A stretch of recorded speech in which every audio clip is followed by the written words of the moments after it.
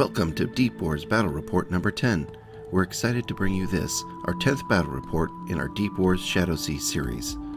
This battle report has origins in community interest as we polled the Facebook group The Abyssal Realms, and these two factions were picked by a strong majority in that community as the opponents in this battle report.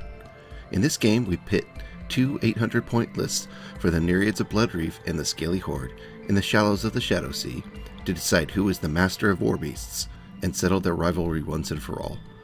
We set up some new lists for your enjoyment in this battle report, and we hope you like the mix of forces we picked, having roots and warbands we've shown before, but with a few new twists with new models. Without further ado, let's jump right into the battle. So this is my Nereid force for today's battle report. It's led by Dagathonian, the Nereid captain. It also includes a treasure seeker, because we're going to be doing a salvage battle report, so that will help with the treasure recovery. And also because Nereids are so dependent on their war beast, I've made sure to include Amathea, Caller of the Deep, to get her Deep Caller ability in place. This is my 800-point list of Scaly Horde for this battle report. It is led by a Dagathonian Reef Lord. He's new from the Blood Reef supplement, so I figured to put him in here as the leader of the warband for this battle report. He's supported by a various number of war beasts. We've got a Direfish Lizard, we've got a Steeljaw Placoderm, and we've got the Anglerfish as kind of the heavies of the list. We've also got a new guy in this battle report, the Dagathonian Brute, which we haven't seen on the channel yet. We've also got two new models in the form of Dagathonian Warriors. They support the Scaly Horde with kind of troop support. We've also got a Dagathonian Salvager in there to support with treasure seeking as part of the scenario. These are Draconid Warriors. They are quality 4, combat 4. They are amphibious, air breathers, they have energy resistance, tail slap, and savage. So they do additional wounds on doubling the opponent's combat score. He has a whalebone spear, which is a hand-to-hand weapon, and he has a bite, which is also a hand-to-hand weapon. This is a Dagathonian Brute. He is quality 4, combat 4. His special abilities are big, powerful, amphibious, deep ice, savage, and combo attack 3-hit. If he does a doubling of the opponent's combat score, he does an additional wound.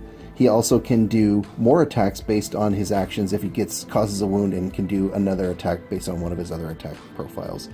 He has big rending claws, which are hand-to-hand +1 and armor break 1, big fangs, and a big poisonous spines, which have the poison special rule.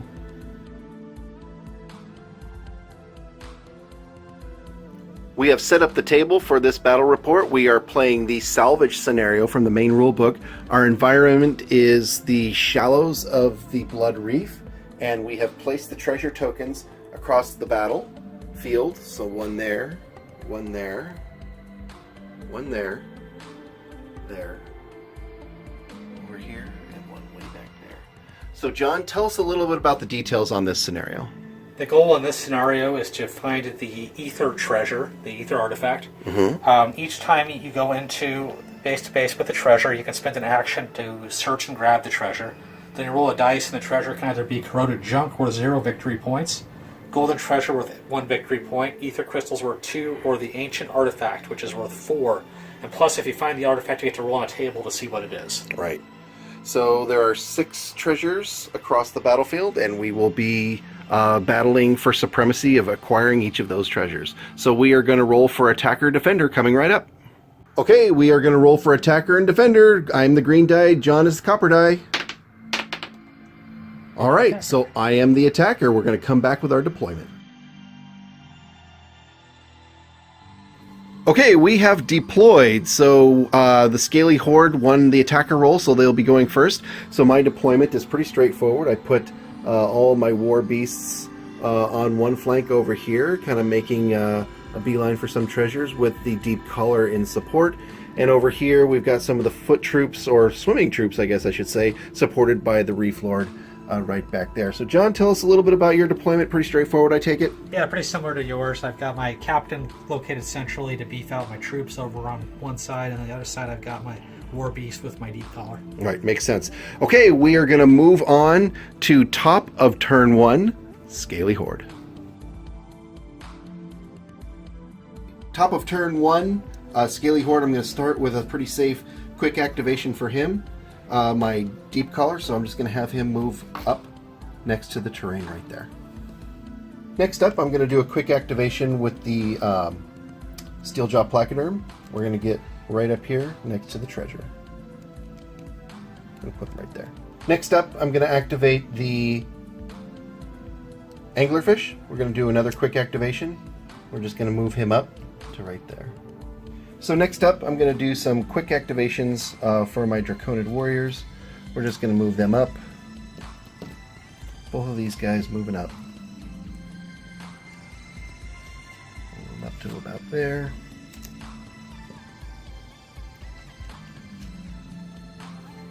And next up, I'm going to activate my Dagathonian Treasure Hunter. Sorry, Dagathonian Salvager. Thank you. I could blanked on the name. So he's normally quality 4. He's within a long stick of my leader. So I activate him on 3s. 1 action, and I turn over the turn. Okay, so he's got 1 action, so we're just going to go ahead and move him right up next to the treasure, and he can search on his next turn.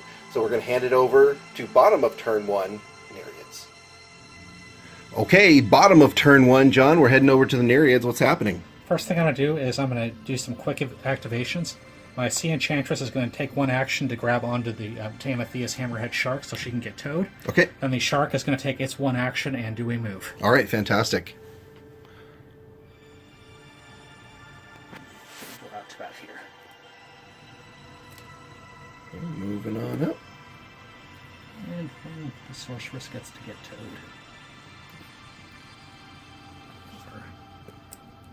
Over the other side here, so I don't jam up over here later. Yep, probably a good idea. Yep. Just as long as they're in base to base. Yep. Then I'm going to do a quick activation of my sneak here. The Goblin Sneak. Yep. Okay. And he's just going to move in right behind. One of the few models you have with a medium move. Yep.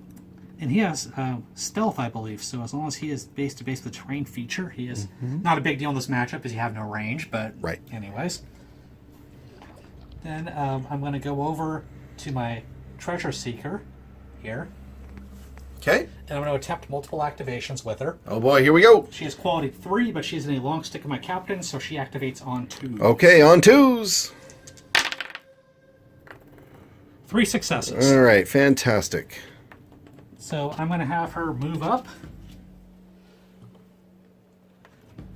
And she is going to take her 2nd action to grab that treasure. Okay.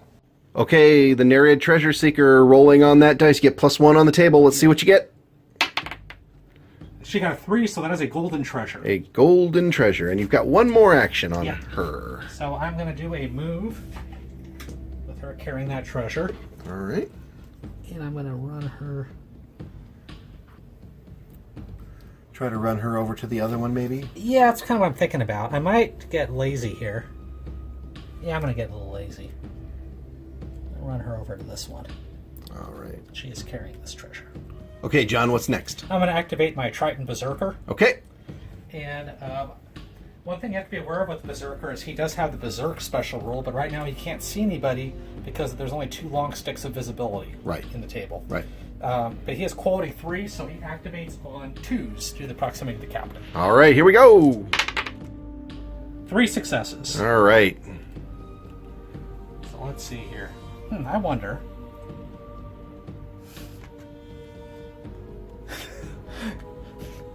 If I wanted to. You'd be just shy. No, I think I can make it. Yeah? Yeah. Okay. Go for it. Yeah, I don't know if that's a smart move. As interesting as that would be to see. Yep. I think I'm going to go a little more conservative.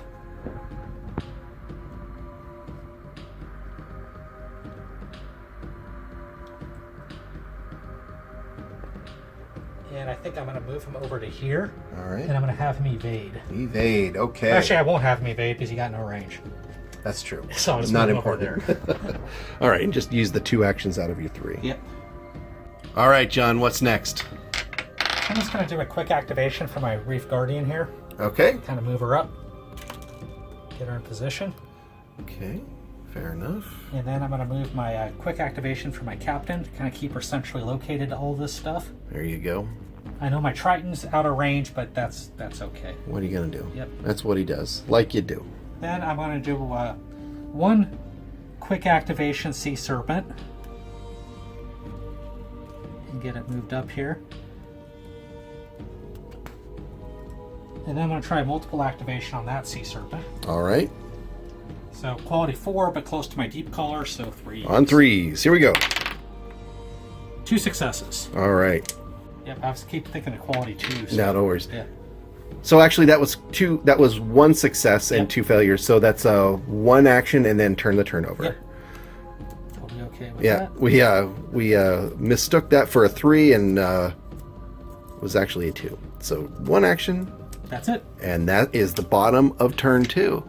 Okay, so turn recap. The Scaly Horde started moving up a little bit, ended their turn a little bit earlier than desired. The Nereids are moving up a little bit and got 1 treasure, which is golden treasure, and in striking distance of determining the second one. So we're going to go ahead and call that the top and bottom of turn 1. We're going to move up to top of turn 2 for the Scaly Horde.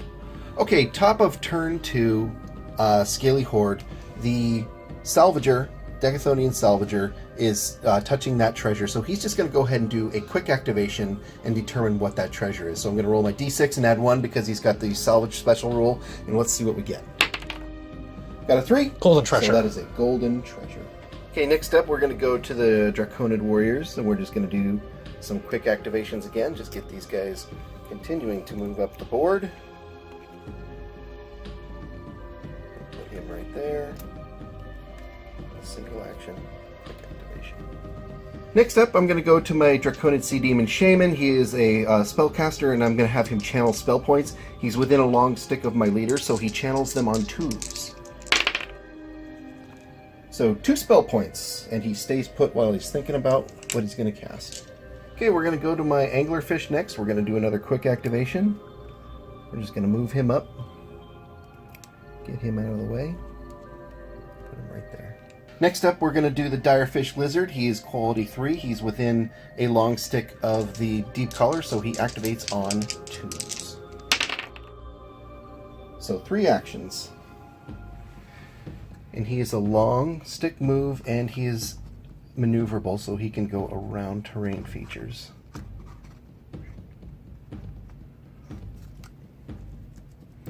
So that would put him there. One more long stick would certainly get him. Absolutely. There. So let's roll and let's spend our last action and see what he finds. So he just rolls a straight d6. He's not a salvager or anything. So 2. So he picked up that treasure. He rolled a 2, which is golden treasure, and that will end his activation. Okay, next up we are going to activate the Dagathonian Brute. He's quality 4. He's within a long of the Reef Lord, so he activates on 3s. Multiple activations. So he gets 2 actions. So he's a medium move. So we're just going to move him up here. And we're going to have him search that treasure.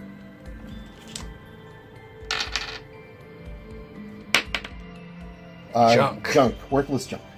Since that one's worthless junk, it doesn't make any sense to continue kind of tracking it on the board, so we're just going to remove that token. Okay, next up we're going to activate the Reef Lord. He is quality 3 model, so we activate him on 3s. He gets 1 action, and I turn over the turn. So let's just move him up. I'm going to put him right there. All right, bottom of turn 2, John. What are we doing? First up, I'm going to do a quick activation for Amathea to keep her close to my war beast. All right, fantastic. So I'm just going to move her up. Yep, get her as close as you can. There you go. All right, what's next? Next up, I think I'm going to activate my Reef Guardian here. All right. And she is quality 3, but proximity to my captain means she activates on 2s. All right, let's see him. 3 successes. All right, you are all set. All right, John, you've got 3 actions. What are you going to do with them? I'm going to do a 2-point aim shot with her Sun Spear. Okay, so that is the Reef Guardian shooting the Anglerfish? Yep. Okay, and so the math on that is? She has combat 3, the Sun Spear is +1, so +4, and she's shooting a large target, so dice +5. It is within 2 medium sticks with aim shots, so there's no penalty on that. Right, and so since you're doing 2 aims, my combat is normally 4, but it's reduced to 2. So dice +5 versus dice +2. So I got a 10. And I got a 7. So Did not double, but you hit. I hit and I wound. Yep, you definitely wound. Break armor, so a wound and fallen. Yep. All right. Okay, John, what's next? Next up, the Berserker, and he sees an enemy. Yep, close enough. So he goes Berserk. So when you're Berserk, you must activate with 3 dice, but you get a +1 bonus on the activation, and you must charge into hand-to-hand with the closest enemy. Yep. So he will be quality 2 then for this activation. Gotcha. 2 successes. Okay, that gives him enough to move in and attack. Yep, so he is charging in. Yep. All right, John, let's talk through the math. You're doing an attack, right? Yep. I am combat 3. I charge, so +1 that, so +4. Yep. I'm using my Crystal Lance, so that's dice +5, and Berserk gives you a +1 bonus on first contact with the enemy, so dice +6. Right, and so the Direfish Lizard is combat 4. He's got a bite, which is +1, so I'm dice +5. So 6 versus 5. I rolled an 8. And I rolled a 7, so you beat me by 1. You've got armor break 1, so that means you do a point of damage and I'm fallen. And that also means what on that the special rules on that spear? Yeah, I have a Shock Lance, so if it inflicts a wound, then the model wounded has to make a resistance roll or be transfixed. Right, so I will roll, I'm normally resistance 4. Since he broke my armor, I'm still at resistance 4, so I need at least 2 4s to resist transfixing. You're fine. And it looks like I'm fine. So he's still fallen, still takes a point of damage, but not transfixed. All right, John, what's next? I'm going to activate my Sorceress, and she's going to try to channel magic for Okay. this turn. So she has quality 3, but close to my captain, so she does it on 2. 2 successes. 2 points of magic. Then I'm going to go to my Treasure Seeker. All right, and you're next to one treasure that has not been searched. Yep. And I'm going to go ahead and... I'm going to go ahead and try multiple actions on that. Okay. Quality 3, but because +1 due to proximate captain, quality 2. Right. 3 successes. Yep. So my first action, I'm going to grab that treasure. You have +1 on the seeker table. So That's 4. Which is ether crystals. Yeah, I was going to say, I believe that's an ether crystal. All right. So you got 2 more actions. Yep, and I'm going to run her. Where's the unclaimed treasures at? So Just there's this one right isn't there. And that one, I don't believe has been claimed. Okay. Oh, no, it has been. I'm sorry. That's golden treasure. So this is the... I think just that one. So we know that that's the deal then. It's got to be it. Yep. So I'm going to have to start getting a little serious about what's going on over on this side of the table then. Mm-hmm.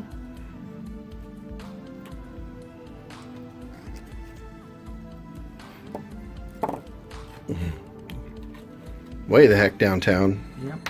All right. And I'm going to, I think I'm going to have to go big this turn. I'm going to try multiple activation on first Sea Serpent. All right. So we'll do that one. So he does it on 3s. All right, here we go. 3 successes. You're fine.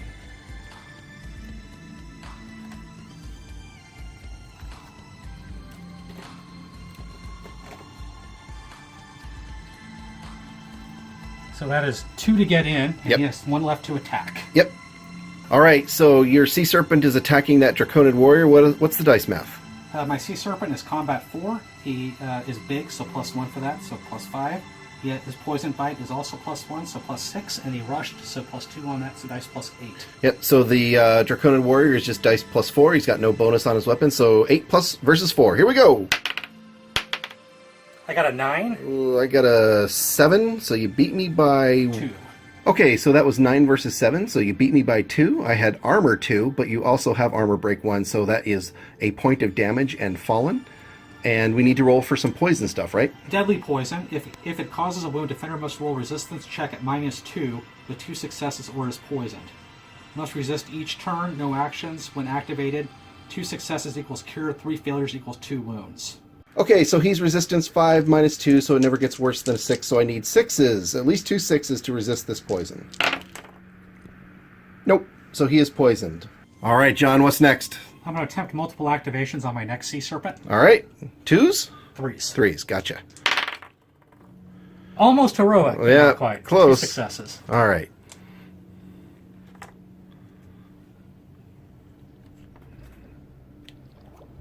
I won't get to attack. It looks like you can get in though, huh? Yeah, I want to get in here.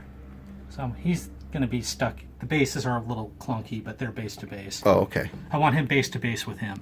Right. Gotcha. Okay, what's next? I'm going to do a quick activation with my shark here. Uh-huh. Who's got my my sorceress in tow. Mm-hmm. And we're just going to get a little more centrally located. Get a spell off next turn. Mm-hmm. And then I have 2 models left, which is my captain and my goblin sneak. I'm going to move my captain up a little bit just to keep being central to all the stuff that I need, which is perfect.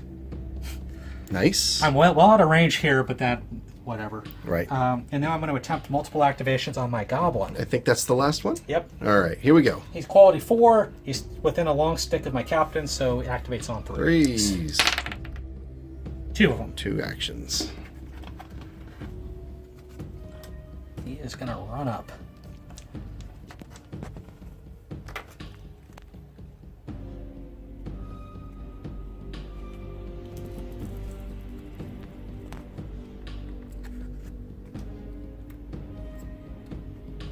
Okay, that's my turn. Okay, that was bottom of turn 2 for the Nereids. We're going to move to top of turn 3, Scaly Horde.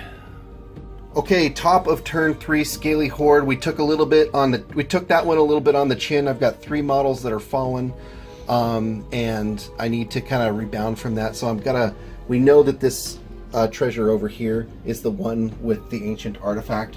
So that's now become kind of the big point of the battle, is to see if we can get that one. I'm down by 1. John's got 2 golden treasures and an ether crystal. I've got 1 golden treasure. I've got 2 golden treasures. And 1 was useless junk, which we've taken off the board. So first things first, I think I'm going to activate this guy. I need to block off this wall, or this area, from him incurring more damage. So I'm going to activate my shaman, and he activates on 2s because he's at quality 3, long stick within the leader. So he's going to cast Boiling Wall, and so I'm going to try to activate on 2s. Excellent.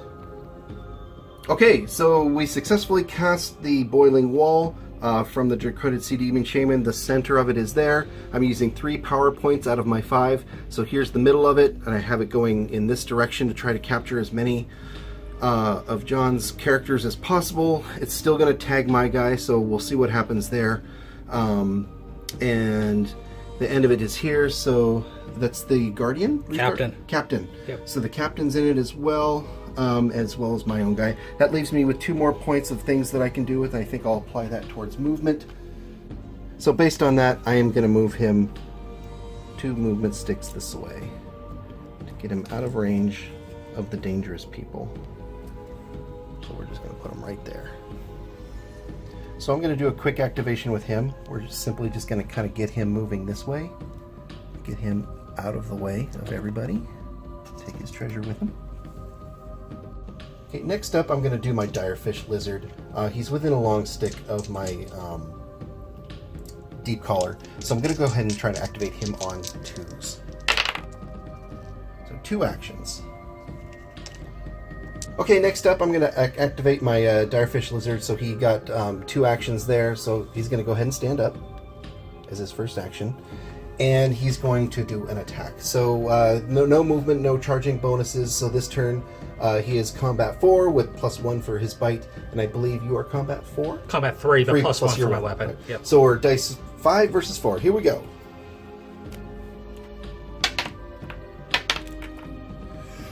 So I'm a 10, you're a 6.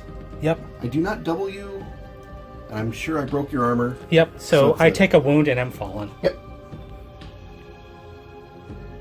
And that breaks his berserk, by the way.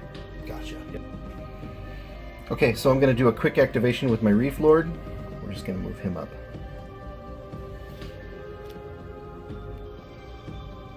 Getting ready for the wall to do some work, and then charge in if I can next turn, and drop that wall and charge in. So next up we've got the Anglerfish. He's within a long stick of the Deep Color, so I'm going to try to activate him on 3s. 2 actions. So he's going to stand up, or swim up, or whatever it is. anglerfish do, and he's going to move this away. One medium stick. I'm going to put him right there. Next up, we're going to try to activate the Steeljaw Placoderm. He's again within a long stick of my Geek Collar, so we activate on 3s. One action, and I turn over the turn. So he's going to move a medium stick this away. And we're going to call that turn. All right, bottom of turn 3. John, what are we doing? First up, I'm going to do a quick activation, simple activation for Amathea. I'm going to get her up, so she's kind of hugging the wall, but I want to get her closer to the Sea Serpents. Okay, fair enough. Get the leadership bonus. Yep. And then I'm going to go over to the Reef Guardian here. All right. Who should still be within a long stick of my captain, so she activates on 2s. All right, here we go. 3 actions. Yep. So I have a plan. Yes. It may not be a good plan. A diabolical plan. Let me see here. Let's see if this will work. So I'm going to move up to here.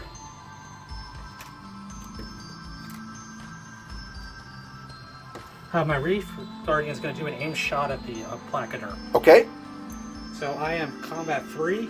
I get +1 for my weapon, so 4, and +1 for a big target, so dice +5 is within 2 medium sticks, so I have no minus. Right. So I am dice plus, I am combat 4. -1 for the aim shot. -1 for an aim shot, so I am dice +3, and you are dice +5. 5. Okay, here we go. Ugh. 6 to 5. 6 to 5, I am armor 3. I don't believe I penetrated armor with that. Yeah. I am armor break 1. Yeah, so you're a 1 off. Yep. Okay, so John's Reef Guardian shot hit, did not break armor, so he was knocked back 1 base length and has advantage on the Placoderm. All right, what's next? Next up, I think I'm going to go E. I'm going to need to go to my captain in the wall. Right. So I need to make a resistance check. Right, so you activate and then do your resistance check, right? I mean, you do the resistance check when they activate. Right. So she is... got resistance 5. Ooh. She does get... she has 1 point bonus for Nereid light armor, though. So 4s. Okay, here we go. And this is to avoid damage. Damage. Yep. This is not the activation check. Right. Because if she activates, I'm just going to do a simple activation with her. Right. FYI. Yep. So I got 2 successes. All right. So she is going to do a move. I want to get her a little more centrally located here. And then I'm going to do a quick activation of my shark, who's towing my sorceress. Right. Who has 2 power saved up from last turn. Mm-hmm. And I'm going to skirt the wall a little bit here.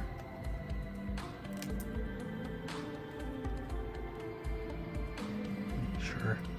So the shark can move right up to butting the wall. Okay, yeah, I was going to say a little close. And then my sorceress gets towed along. Mm-hmm. Okay. Alrighty. And my sorceress then is going to attempt to cast, she's going to go next. I'm going to attempt to cast Shark Torpedo. Shark Torpedo! So she channels on 2s due to proximity to the captain. Mm-hmm. On 2s. So 3 successes. So I'm doing a 5-point Shark Torpedo. Okay. At your Reef Lord. Okay. All right, John. So you are doing a Shark Torpedo. We've worked out the math, and what does that look like? The spell attack is your spell power, which I have 5 points plus 2, so that's 7. But it has -2 for range, so 5, and -1 for tactical cover. So I'm at dice +4. Right. So I am combat 3. So it's dice +5 versus dice +3, right? Dice +4 to dice +3. Dice +4 because of the tactical cover. You're right. Okay. So here we go. 4 versus 3. 9 versus 8. I have armor break 1 on the shot.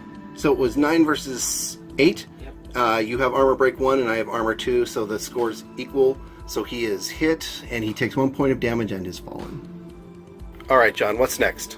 I'm gonna attempt to activate this Sea Serpent. Okay. Multiple actions. So it does so on 3s. All right, on 3s. 3 successes. All right. So first action, it's going to attack this. Wait a minute, he's down, right? He is fallen. So I could just scoot right by him. You could. Okay. You need to do a resistance roll first, though, I right? do. Yep. And I resist on 2s. He's resistance 4, but he gets a bonus of 2 for his armor. Yep. No problem. It's fine. Yep. So I'm going to just scoot right by this guy. And I'm going to engage your Reef Lord there. Okay. Okay, here we go. So we've done the math, and what do we got? My Sea Serpent is combat 4. Yep. He's big, so +1, so 5. His weapon gives him +1, so 6. He charged, so 7. And he's attacking a fallen opponent, so he has dice +9.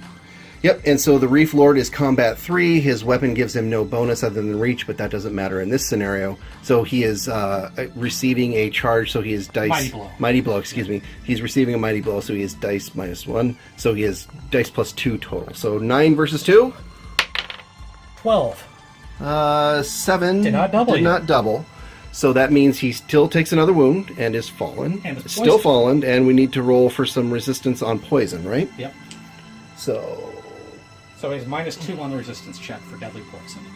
So in terms of resisting the poisons, he's normally resistance 5. He's got +2 to armor because he does not break the armor, but it's also deadly poison, so that's -2. So he resists on 5. So I need 2 5s to resist the poison. Oh, he resisted Hey, easily. look at that! He resisted. He almost heroic resistance. All right, so he's still taking 2 wounds. He's got 2 wounds left and is fallen. Okay, John, what's next? I'm going to activate my second Sea Serpent. Yep. So I need to make a resistance check. 2s. 2s. Oh, no I problem. think you're fine. I'm Yep. going to do a quick action. So he's going to do a bite at that. Yeah. dragon. Now remember, the terrain's kind of keeping that big noggin of his from getting the model base to base, but they are base to base to where the Draconian Warrior is. So let's go ahead and roll those bones for attack. So I'm rolling dice +6. Yep. And I am dice +4, or combat 4. So 6 versus 4. So I'm 7 and you're 12. Did not double you. Did not double, but still does a wound and is fallen. And poison check. And we do our poison check, which is on 5s again. That's 6s. because 6s, of that's right. -2. That's Yep. right. So he is poisoned. All right, John, what do we got now? I'm going to try multiple activations on my Triton Berserker. Okay, what's he activating on? 3s. All He's right. no longer Berserk. He is no longer he- berserk, and he's no longer close to a leader. Not even close to my captain. Yeah, okay, so here we go. On 3s.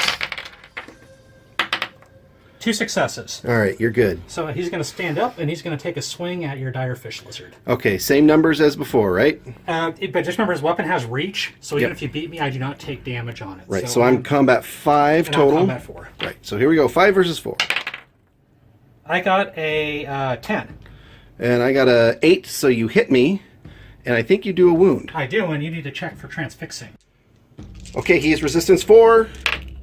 Fine. He's just fine.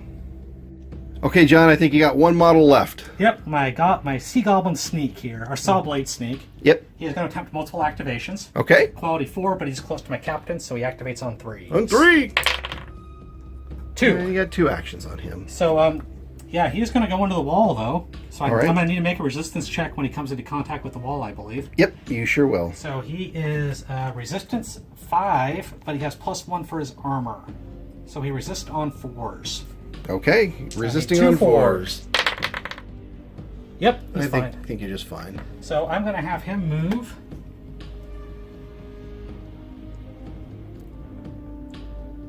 Oh, do I want to start him next turn on the wall? I do. So he's going to take a swing at your downed lizard man there. Okay. Because he's just devious like that. He is. So he is combat 2 Okay. with a +0 weapon. I am combat 4 with a +0 weapon. I'm attacking a downed opponent though, so Yep. +2 on that, so 4, and he charged, so I'm dice +5. Okay, I am dice +4. Here we go. I got a 9, I got a 6. so 3-point difference. I have no weapon modifiers at all. Okay, and I'm sure you break my armor, so I think that means he's dead. I think so, second wound on him. Yep. So he is dead. Okay, for your last action, I'm gonna start moving my Nereid Treasure Seeker up so I can start. she's a long move, so you're well under long move. Yeah, I want to start scooting around the wall here. Yeah. Not my first choice to do it, but she is where she is. Yeah, with 0 armor, she doesn't have good odds going through that boiling No. wall. Okay, so that was bottom, excuse me. That was bottom of turn 3. We're going to move to the top of turn 4 for the Scaly Horde. Okay, top of turn 4, we're going to start with the Direfish Lizard. He's within a long stick, so we're activating on 2s. So we've got 3 actions there. So he's going to take his first action and stand up. And the next action is going to be a combat plus 1. -1 on me. Yeah, so plus the last action being a mighty blow, so that's going to be -1 to your combat score. So I'm dice plus 5 with my weapon, and you are dice plus 3. Normally dice plus 4, but I have a -1 for the mighty blow. Right, so 5 versus 3. 3. Here we go. So I got a 6. And I got a 10. So I am full 1 and take another wound. Take another wound. Trading wounds here. So next up, we're going to take the Salvager, and we're just going to move him up.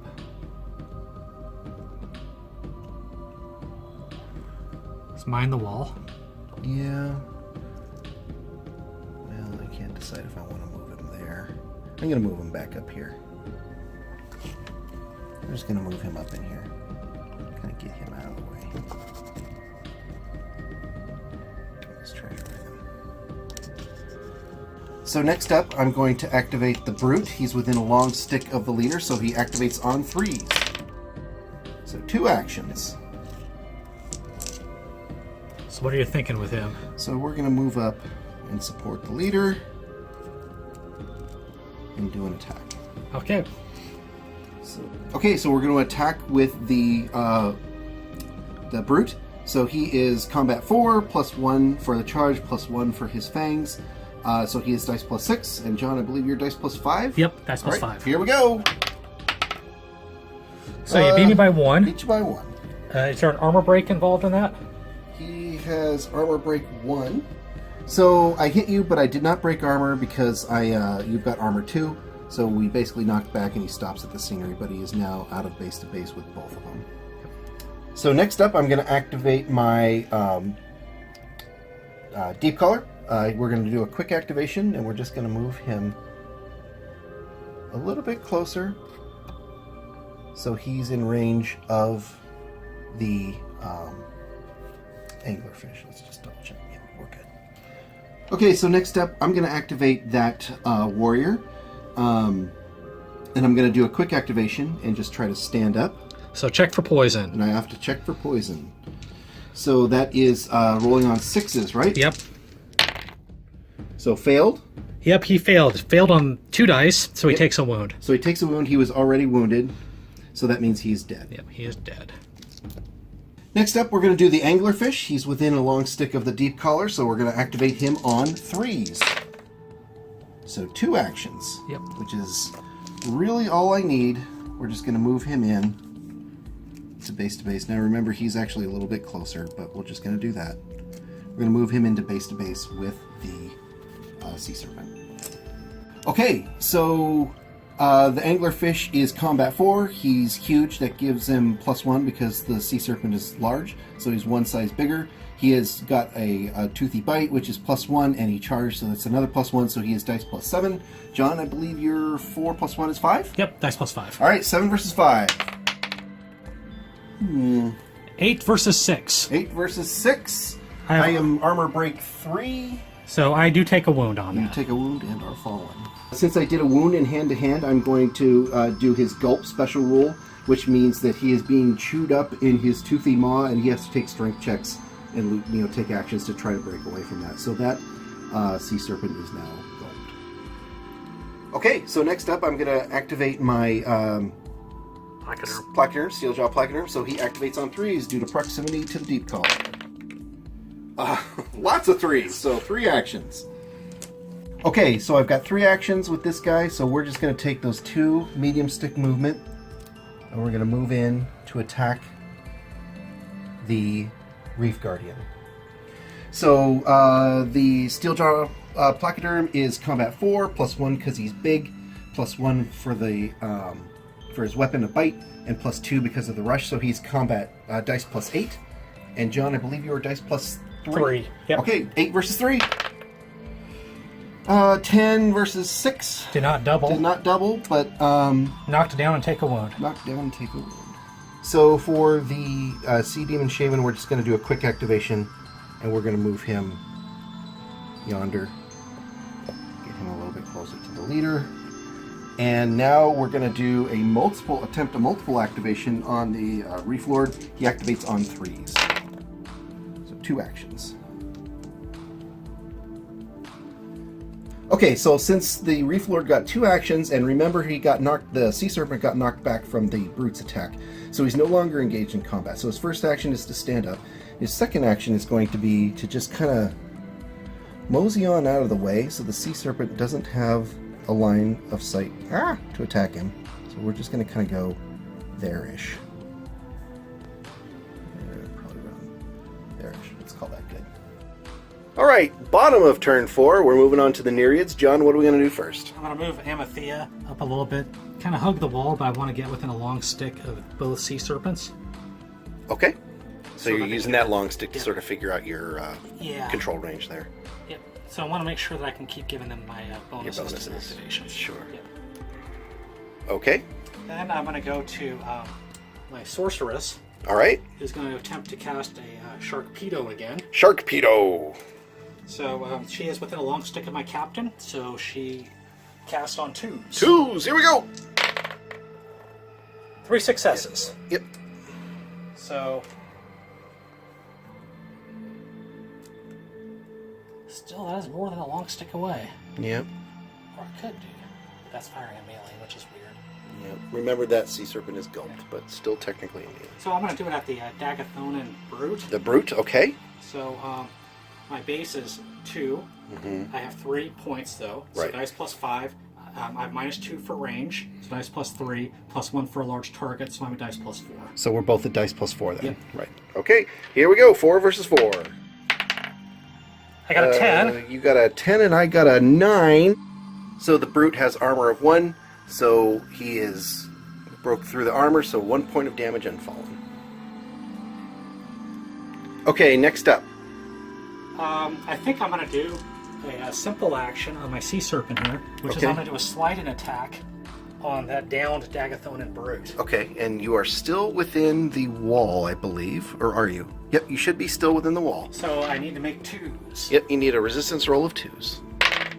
No problem. Too bad that wasn't my activation check. Yeah, right? So you want to do a slide-in attack? Yep. Okay. So I am dice plus 4, plus 1 for my weapon, and Right. plus 2 for a downed opponent, so I'm dice plus 7. And I am dice plus 4. I am bigger, so 5. You're not bigger, we're the same size. Oh, that's right. I was Yeah. thinking of the anglerfish. Yeah. So we're the same size, so I am dice plus 4. Here we go. 3, and you got a 5. So I got a 12. And I got a 7. Did not double. So another wound on the body. Poison check. And I need to do a poison check. Okay, so I need to do resistance rolls on a 6, because I'm normally resistance 4, but it's deadly poison is plus 2, so on 6s. So he is poisoned. All right, John, what's next? I'm going to attempt to do a quick activation on my Sea Goblin Sneak here. Okay. So he does need to make a resistance check, because he is in that zone. Yep. And if memory serves, he is resistance 5, but he gets plus 1 for his armor, so he resists on 4s. Okay, you need 2 4s. Nope, he takes a wound. And then I'm going to have him do a fast move. And I'm going to have him kind of scoot along the side here, but base to base with the anglerfish. So that I can get a flanking bonus here, helping out my Sea Serpent. Okay, what's next, John? I'm going to attempt multiple actions with my captain. Okay, on 3s? Yep. Okay, here we go. Heroic. Just fine. So with those 4 actions, John, what did you do? You just moved her up there? Yeah, so I can get bonuses for both of these two for their activation checks. Gotcha. Okay. What do we got next? I'm going to activate my Reef Guardian here. Okay, fighting the placoderm. Yep. All right. So she activates on 2s. Yep. Fails. 3 1s. Oh my goodness. Wow. Okay. Well, I guess that ends the turn and it doesn't even get an action. Yep. Yields the turn. Yield the turn, and so we're going to move on to top of turn 5, Scaly Horde. Okay, start of turn 5, or top of turn 5, I'm going to activate my Steeljaw Placoderm. He's within a long stick of my Deep Color, but I don't really care about that. I want my guaranteed 1 quick activation. I'm going to attack with that 1 action. So he's combat 4, +1 because he's bigger, plus another +1 because he's a large opponent. The weapon. Or sorry, a weapon. His weapon is +1, and +2 because of fallen opponent. So he's dice +8. And John, I think you're dice +3? +3. Okay, so 8 versus 3. Here we go. And I am dead. I think you're dead, yep. Okay, next up I'm going to activate my Direfish Lizard. He's over a long stick away from my Deep Collar, but I don't care because I'm just going to take that guaranteed quick activation. So he is dice +7, so he's combat 4, +2 because of fallen opponent, +1 because of weapon, and you are dice +3? Yep. Okay, 7 versus 3. 12 to 8. 12 to 8. So he is dead. Takes another wound and is dead. Yep. Alright, so next up I'm going to activate my Deep Collar. We're just going to move him up. Kind of about there. Okay, we're going to go ahead and activate my Dagathonian Reef Lord, so he activates on 3s. And he get 1 action, and turn over the turn. Not what I wanted. But what I wanted. Yeah, of course. I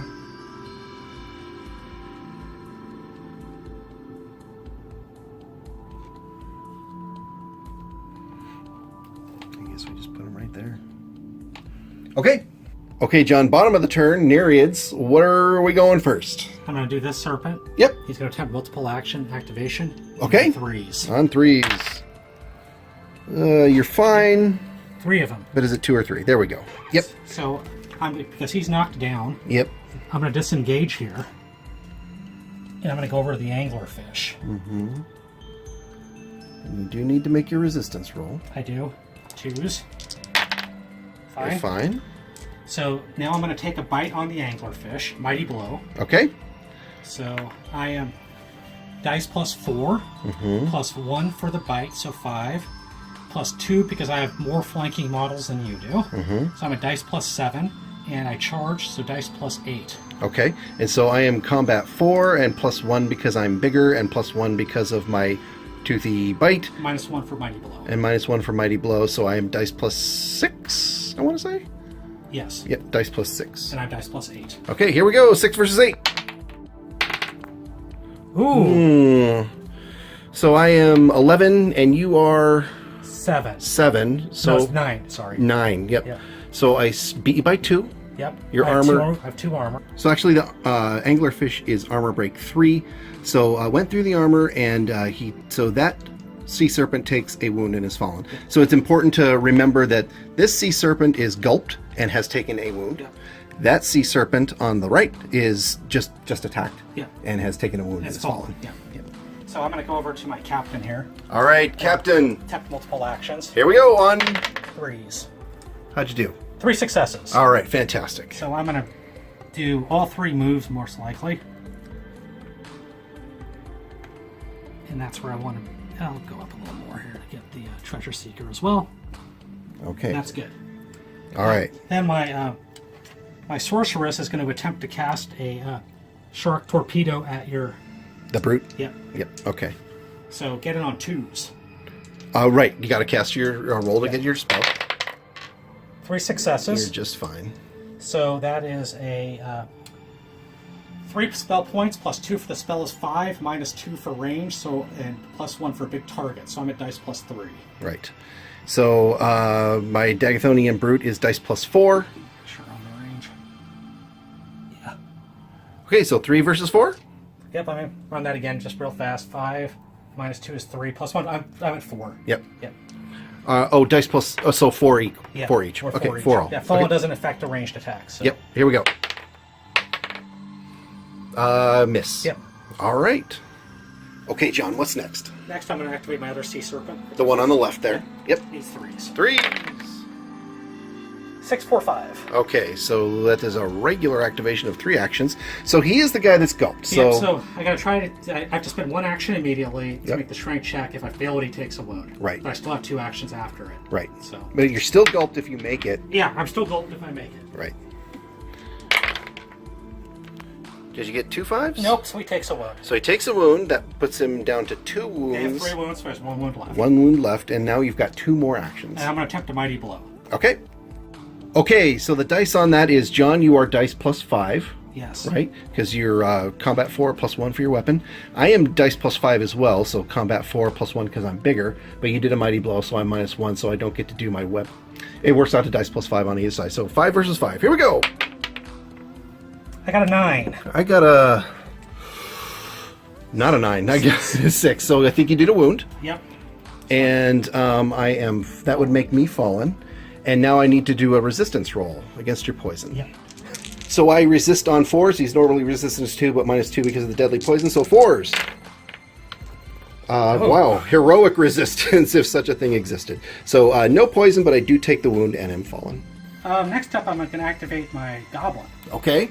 I'm going to try multiple actions with it. On a... 3. On a 3. Okay. Sorry, 4, because he's outside my I was going to say, ooh, that feels good for a goblin. Here we go, on 4s.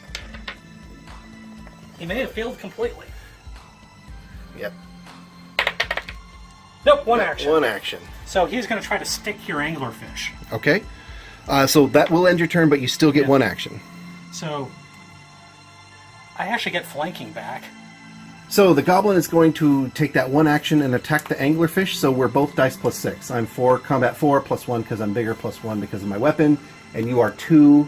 Plus 2 for flanking and plus 2 for attacking a fallen opponent. Right, so we're both dice plus 6. So here we go!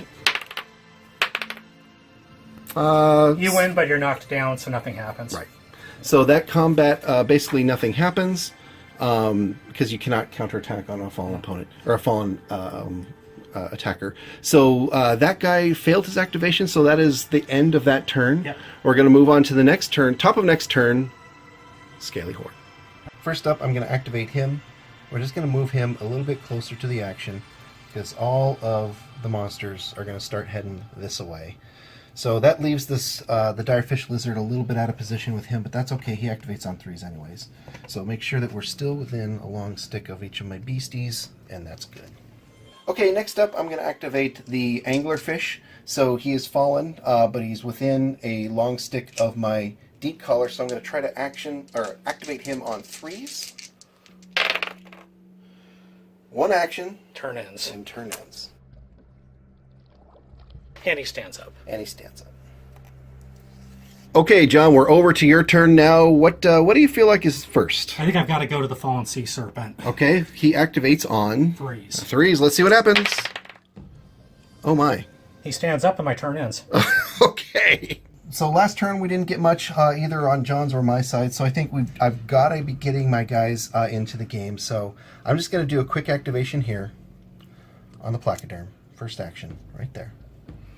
Second action, this guy is certainly out of position. I'm just going to do a quick activation. Keep them coming forward. Put him there. Keeps his treasure. Okay, next action, the Dagathonian Salvager. He hasn't been activated in a few turns now. It's time for him to sort of move up. I'm just going to do a quick activation, get him a little bit more in position, kind of hiding back here. Whoop. Have him ready to activate when the time is right. So we're just going to put him right there. Alright, so next up we're going to do the Dagathonian Reef Lord. I'm going to try to do multiple activations with him, or multiple actions with him on 3s. 3 actions. So we're just going to do the whole Mighty Blow thing. So I think that makes you dice plus 0. Yes. And that makes me dice plus 3. Yes. Right? Wow. Alright, so I'm going to do a 2-point Mighty Blow. So he's combat 3. With a Mighty Blow, that does minus 2 to yours. So you're combat 2, you've got nothing on your weapon, so you're basically dice plus 0. And I am dice plus 3. I've got a trident which has reach, so if you happen to win this combat, you actually don't... Plus 4 because you're flanking me. That's true, plus 4. So dice plus 4 versus dice plus 3. Here we go! Plus 0. Plus 0s. I got a 6. I got a 10. So I wound you. Yeah, and he had 1 wound earlier, so he is dead. He's dead. Alright, so next up I'm going to try my Anglerfish again. We're going to try multiple activations on 3s. 2 actions. So I get 1 Mighty Blow attack. So that's going to be, so we've worked out the math already. So that's dice plus 6 for me. 4, combat 4, plus 1 because I'm bigger, plus 1 because of weapon. You are dice plus 5 because you are combat 4. +1 plus for weapon, weapon, +1 for flank, -1 for mighty the blow. mighty blow. Yep. So it's dice +6 versus dice +5. Here we go. I got a 11. I got a 7. Didn't double me. Do a wound. Did a wound. Now I have to roll for poison. Poison check.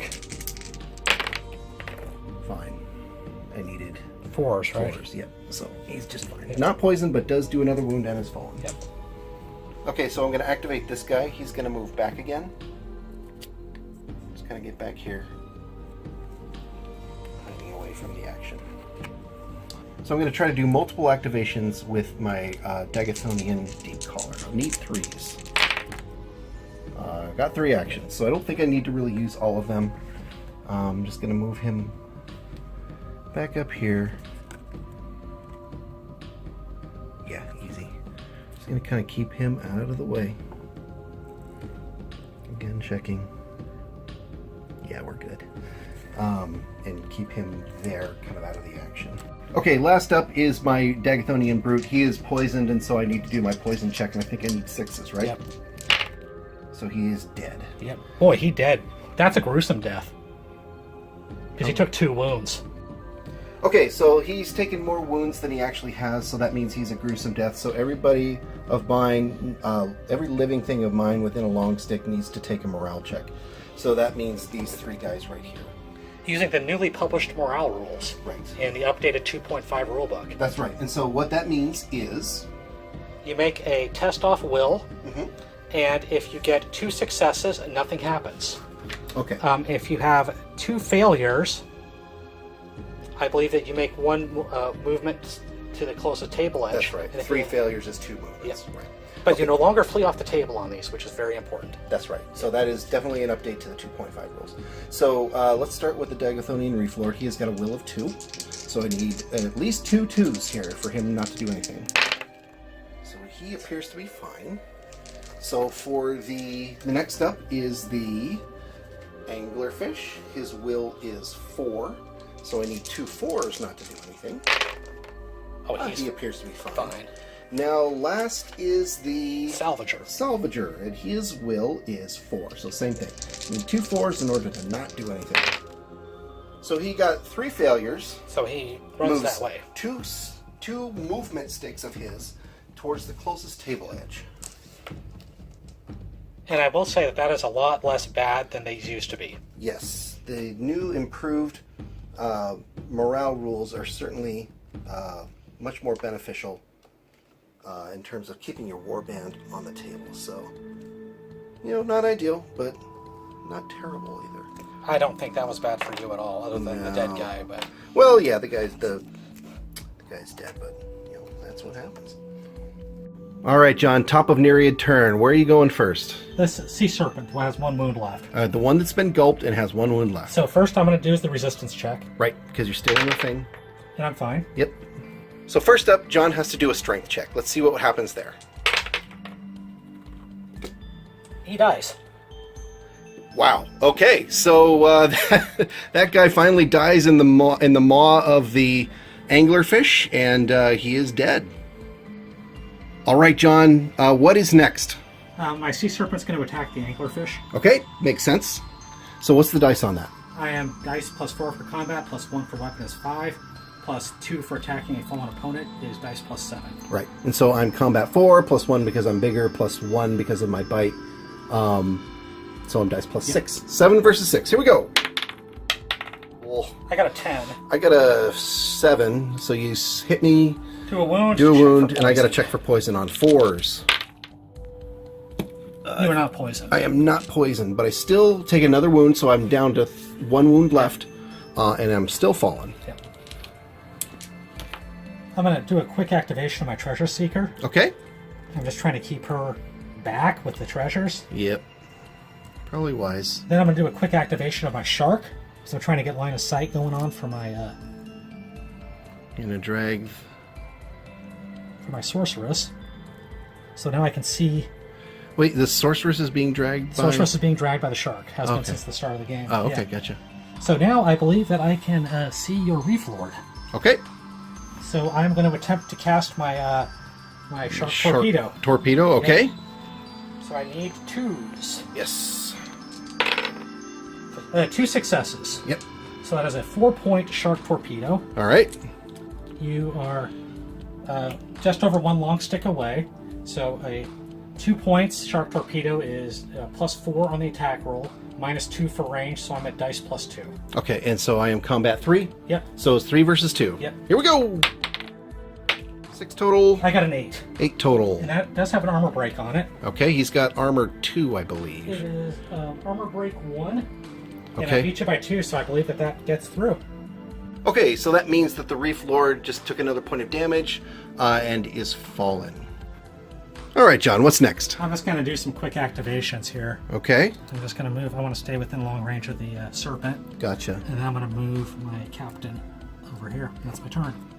Okay, that is Nereid turn. We're going to move the top of next turn for Scaly Horde. Okay, so for my first activation, I'm going to activate the Direfish Lizard. He activates on 2s because he's close to my deep collar. So 2s. Heroic. Okay, so that's a heroic activation for my Direfish Lizard.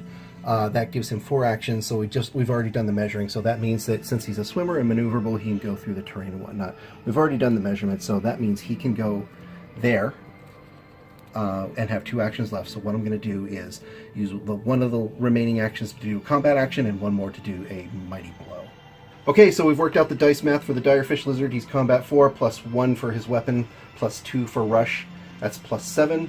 He doesn't get a bonus because he's bigger, because they're both the same size. So, John, you are combat 4, +1 for your weapon, -1 because of my mighty blow. So, I'm you are at combat 4. Yep. So, 7 versus 4. Here we go.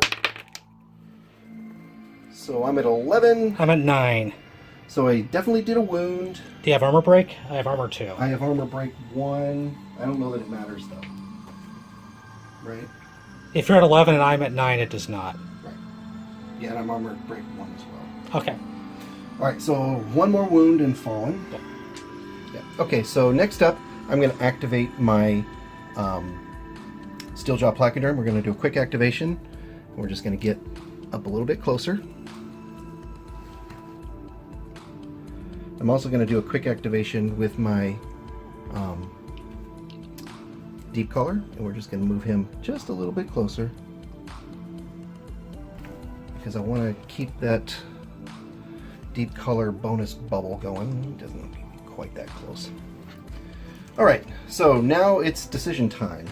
So I think I'm going to try to do multiple activations on my Dagathonian Reef Lord. So he's quality 3. 2 actions. So first action, I'm going to stand up. And then I'm just going to move him a little bit out of the way. So he has 2 wounds remaining? 2 wounds remaining.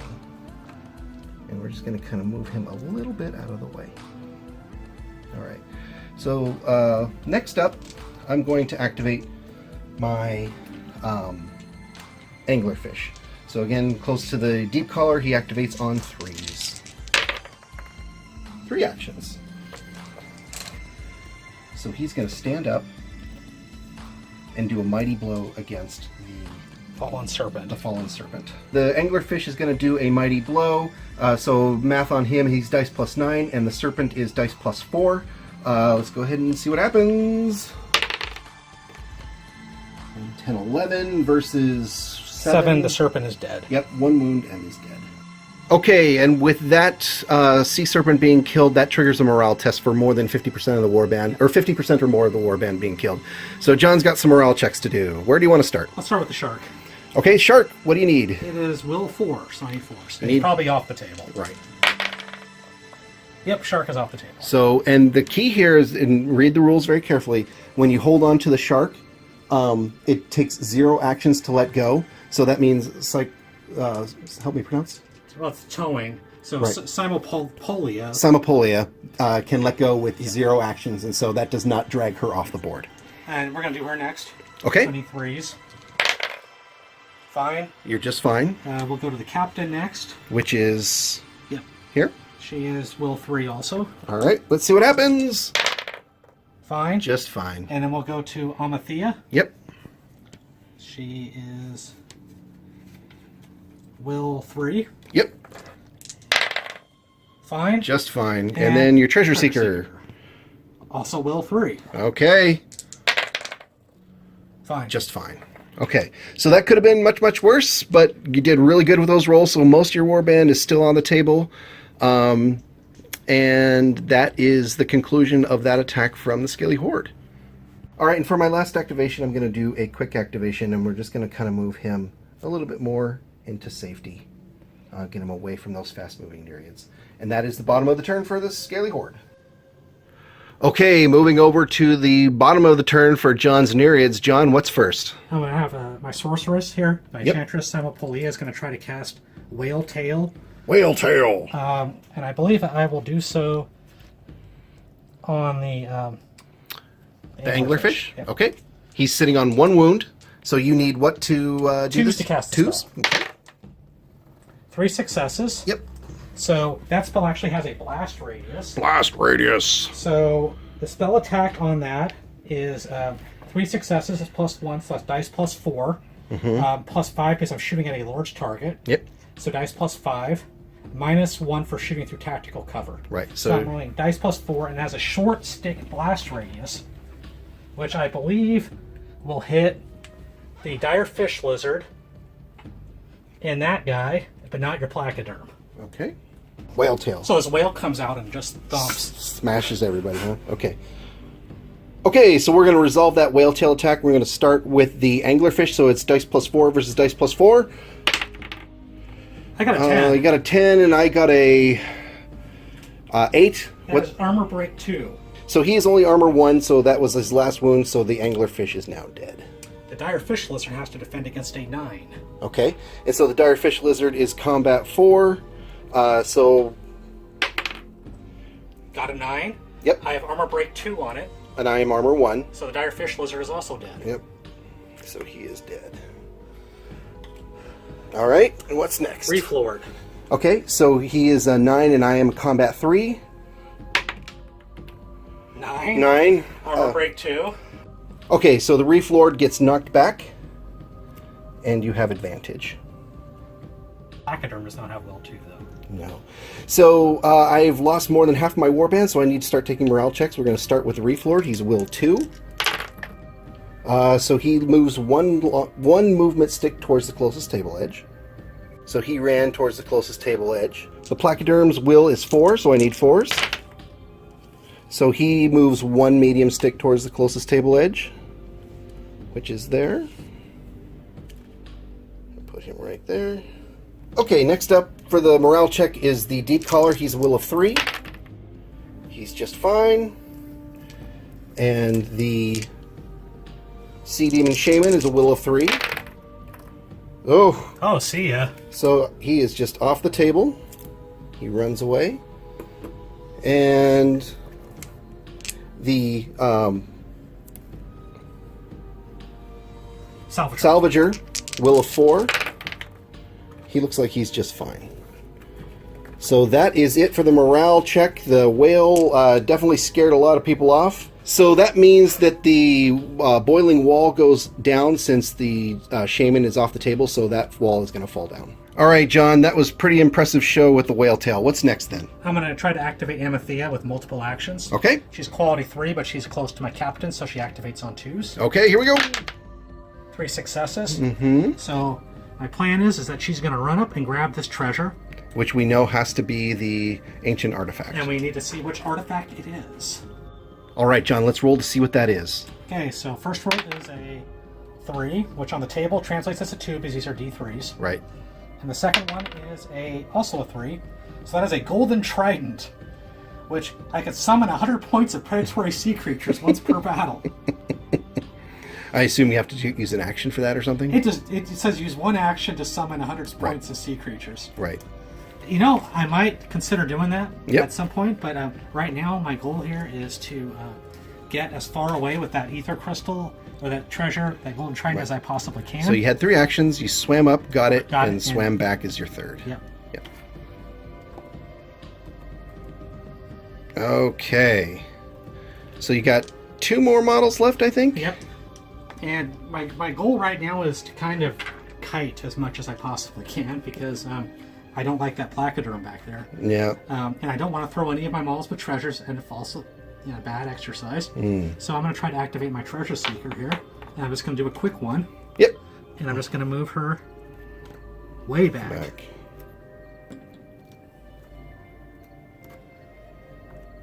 And then for my last one, I'm going to activate my Captain.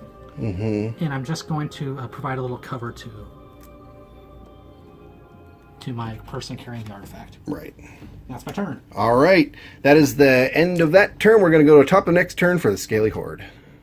Okay, top of Scaly Horde turn, there's really only one thing I can do. It all hinges upon the Placoderm getting, frankly, a heroic activation to catch the Nereid with one of the treasures. So he's within activation distance of the leader, the deep caller.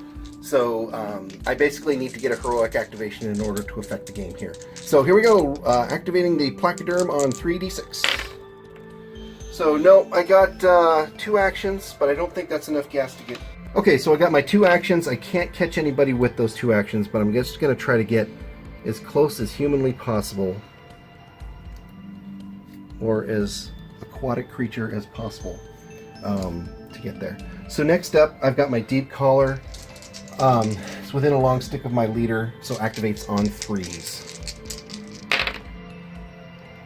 So 3 activations. Almost heroic. Oh, I needed that heroic. Frankly, I needed that heroic.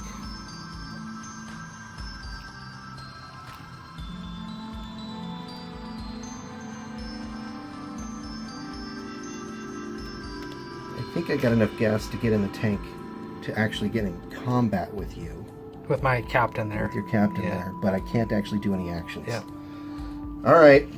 Next up is my leader, which is even farther away, activating on 3s. So 2 actions, not enough.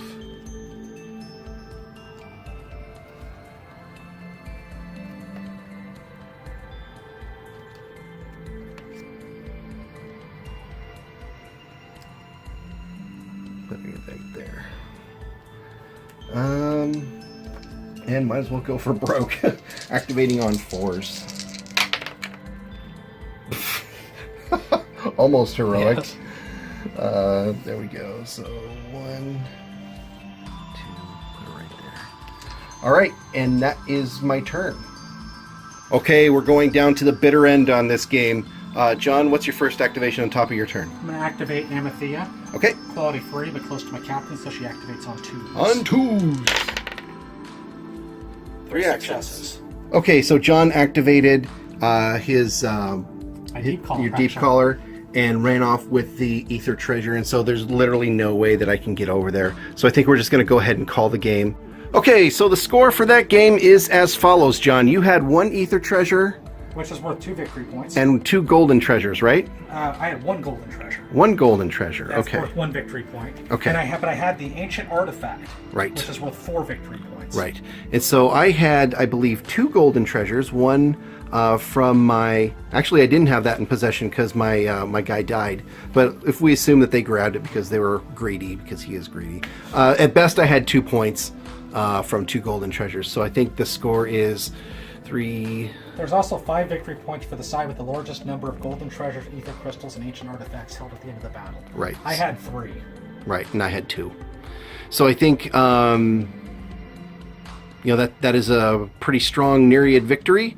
We'll add up the points, and then we're going to head on to our post-game report.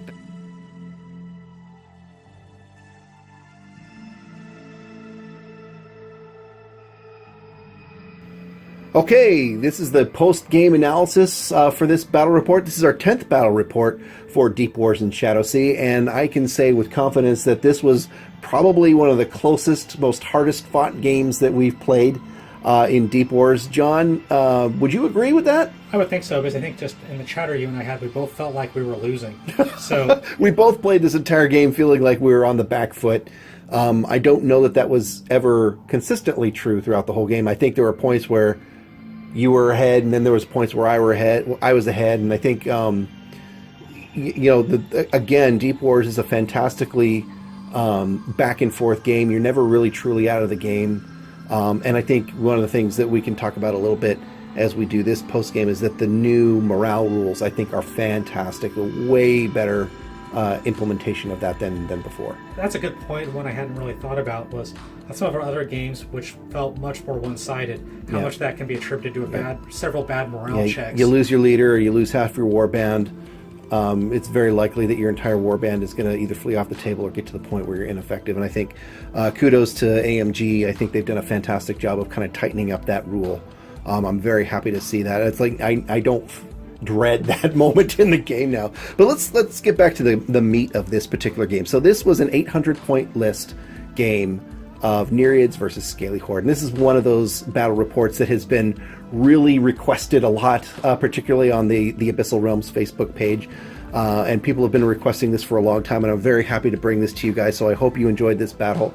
I hope you enjoyed how close it was and how much fun we had playing it. But I think it goes to, there's a couple of points that we've seen Nereids in several games now. We've seen Scaly Horde in several games now. And we wanted to talk a little bit about our list construction first and foremost. I'm sure there's a question on everyone's mind, why is the Beast not in this list?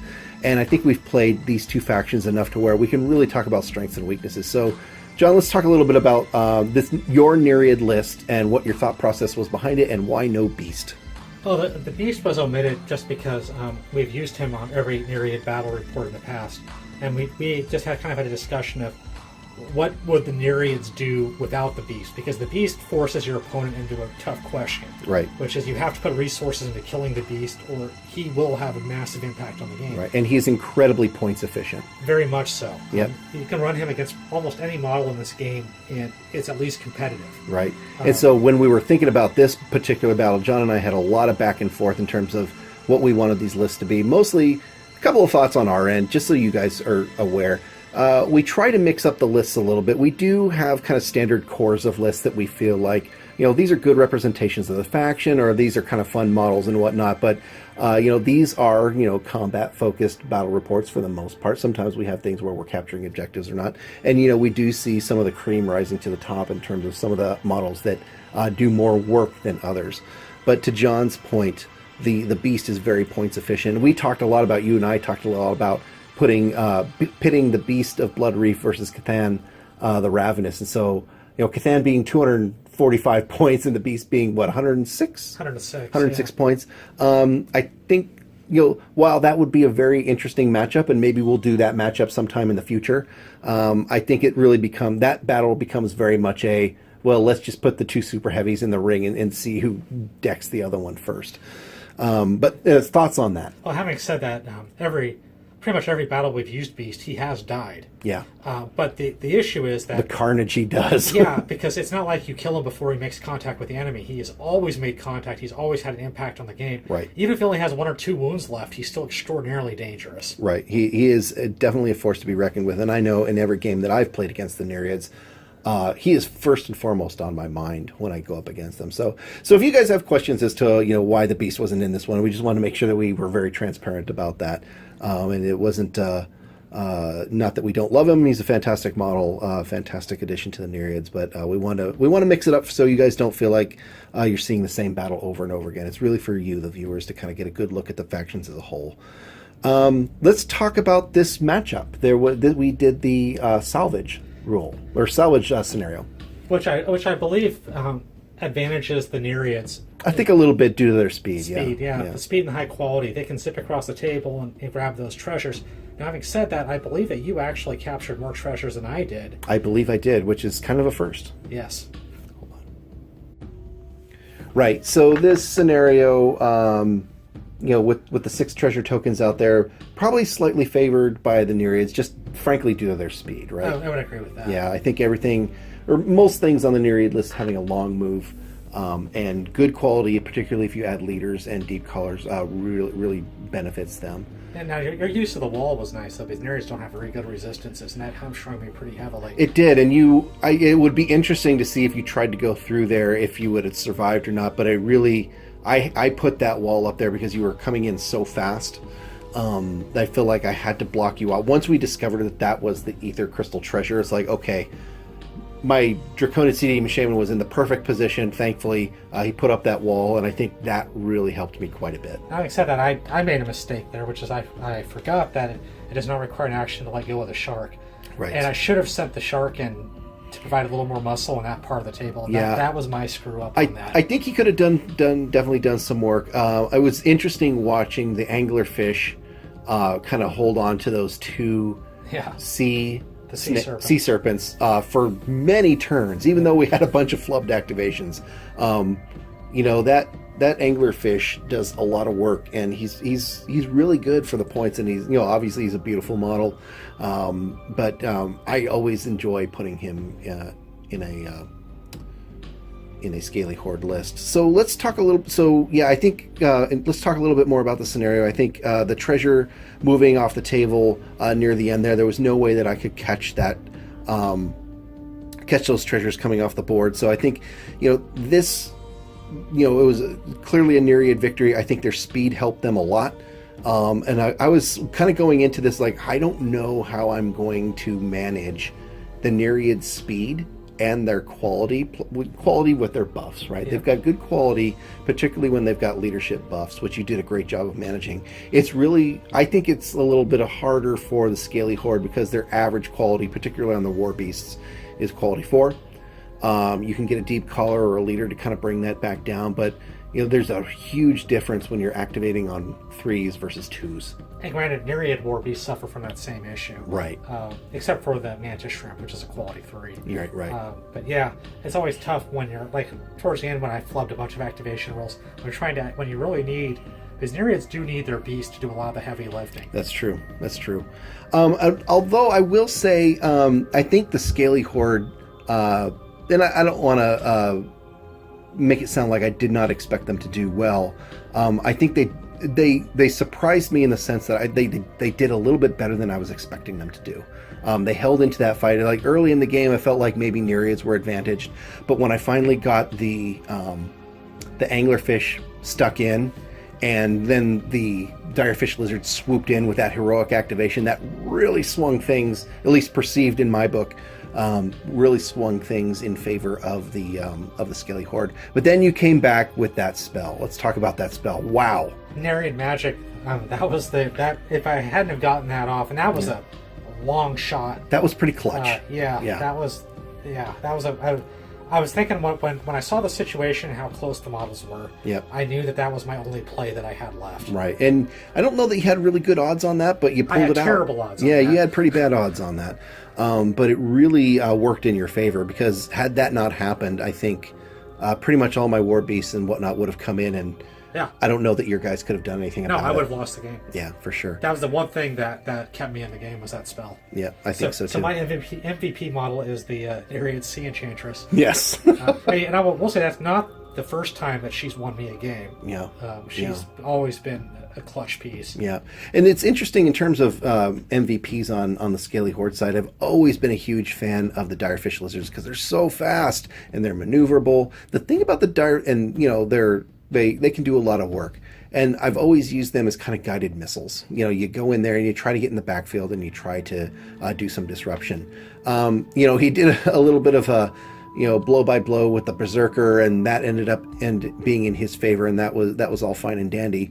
I think the thing with the Direfish Lizard, at least in my opinion, is that he's very fast and he can do a lot of work against like the human-sized models that maybe don't have a lot of wounds on the body or maybe not super high combat scores. But once you cannot send him in against a heavy or a heavier model, a war beast or something like that, and really expect to get a lot of mileage out of him. He really is that kind of that killer, the very efficient killer of the squishy model.